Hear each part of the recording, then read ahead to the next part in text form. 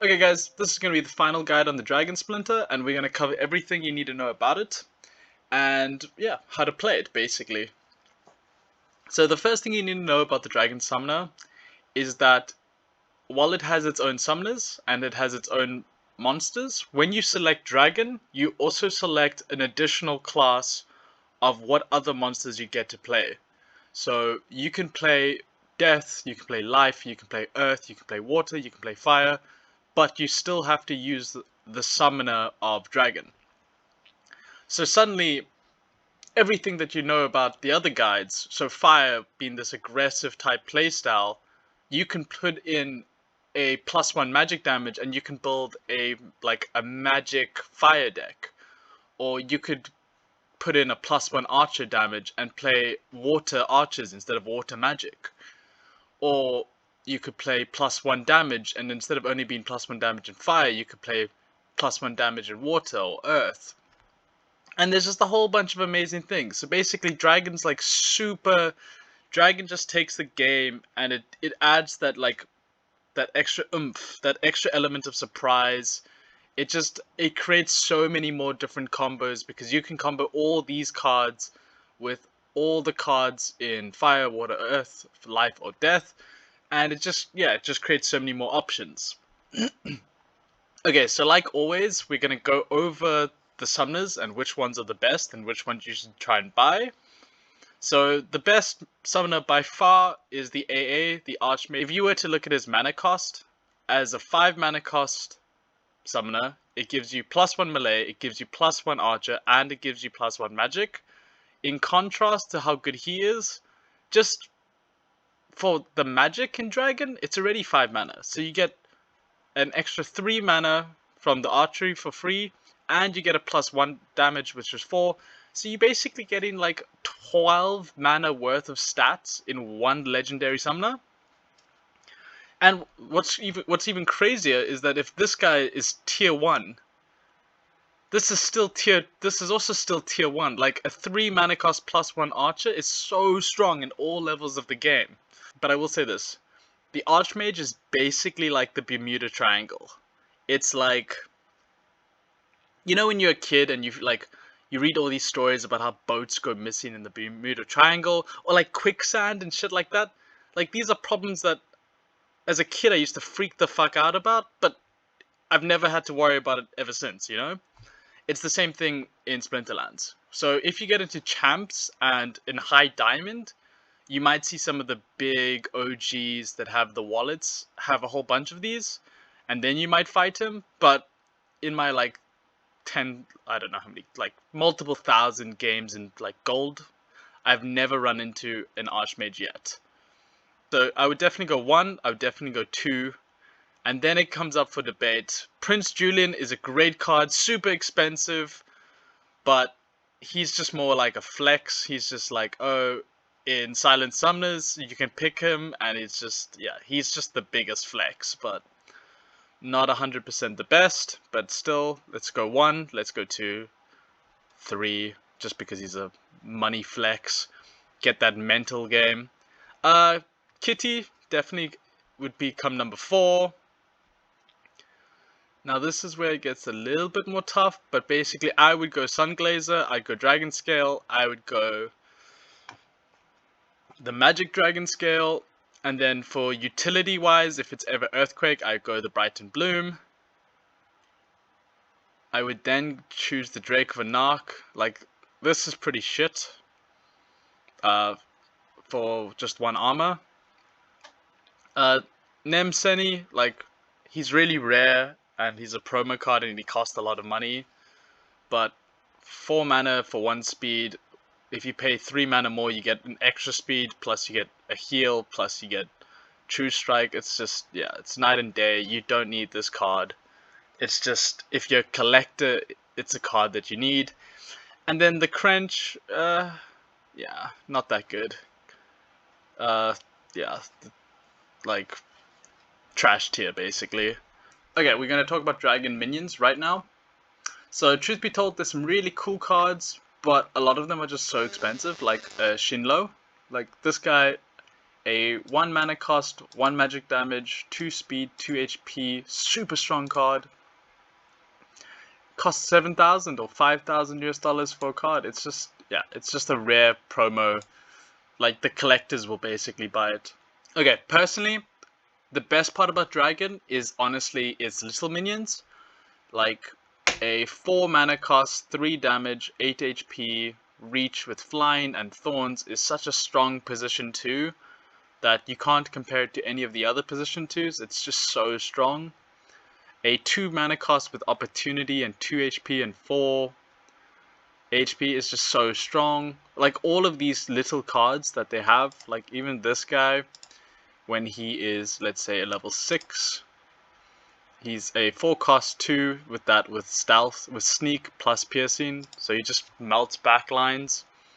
A fire spitter, same thing, 4 mana, but a nice fat 3/7, super strong. In terms of the actual dragons, let me just take away the alpha so there's less confusion. So when you look at the actual dragons,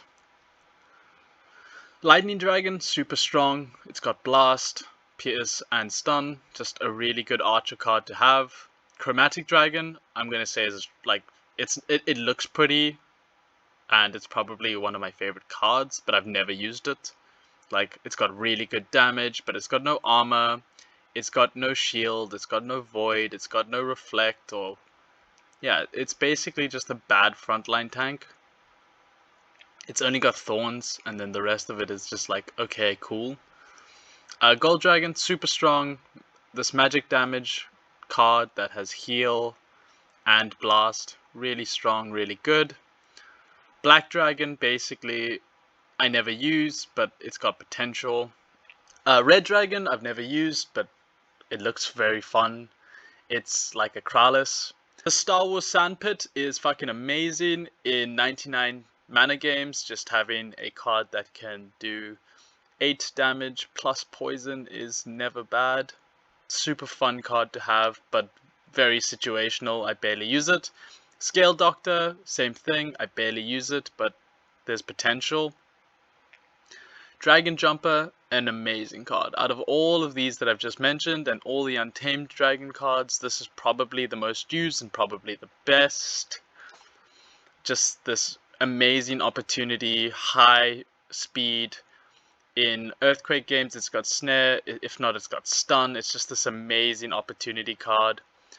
The Gordax Magus, honestly, I would say it's the bad version of a Gold Dragon. Like, it's got less HP. Obviously, it's 1 mana cheaper, but Gold Dragon's got heal plus flying, where this has got knockout and blast.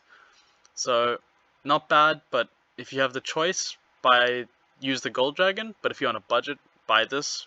Like, 6 mana for a 2/6 with blast is really strong. Okay, truth be told, if it's a competition, like Diamond Dragon and Robo Dragonite aren't actually as good as people think. They're really nice, but yeah, they're very, very, like, I don't think anyone I play with in like gold plays with them. Like, if you buy one and use it to climb in bronze, it will work really well. But for this type of mana that you're spending, you can get so many better options. Like, if you swapped, like, if you just put in a Flesh Golem in the front, you've still got 5 mana, and you could put in a Matacore behind him, or you could put in a Serpian Mystic plus a Fiendish Harpy. The Gordax Guardian, not a bad card, but for 6 mana, you'd rather just play the Matacore, but if you're on a budget, I guess it's an option. And yeah, that's kind of it, guys. I'm going to show you guys some games of me playing Dragon and how I change and adapt. So look forward to that right now. But if you have made it this far in the video, thank you guys so much for sticking it out and going through the 6 different splinters with me.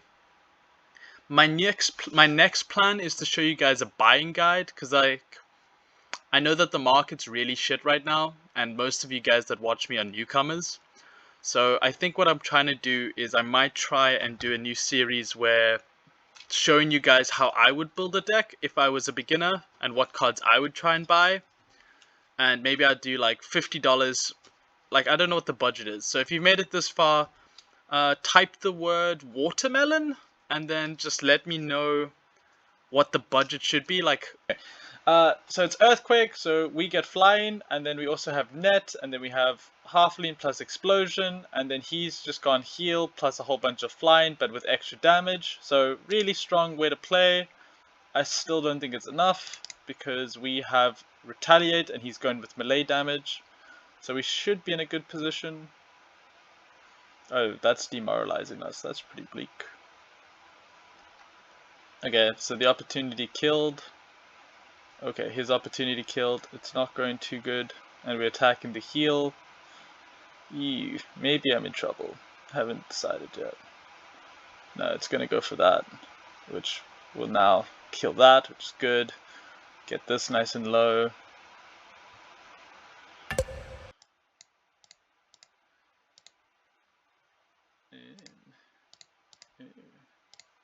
Everything I do, you know I do it for the money. Everything I say, I only say it for the money. Everything is everything when everything is money. Everything is everything when everything is money.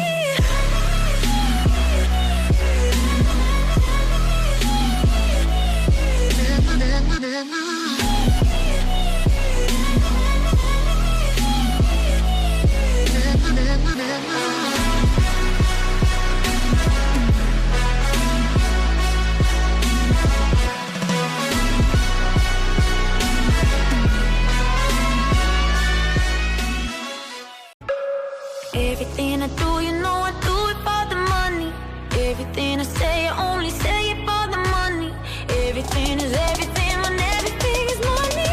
Everything is everything when everything is money. So please like and subscribe and let me know in the comments what you want me to do next. And if you're a new player, please use the promo code and I'll happily send you the $0.5 back to you. It just lets me know that people are watching and using the promo, and I'm helping new players join the community. Also, if you find me on the Discord, just pop me a message. I'll happily delegate any of the new players some power.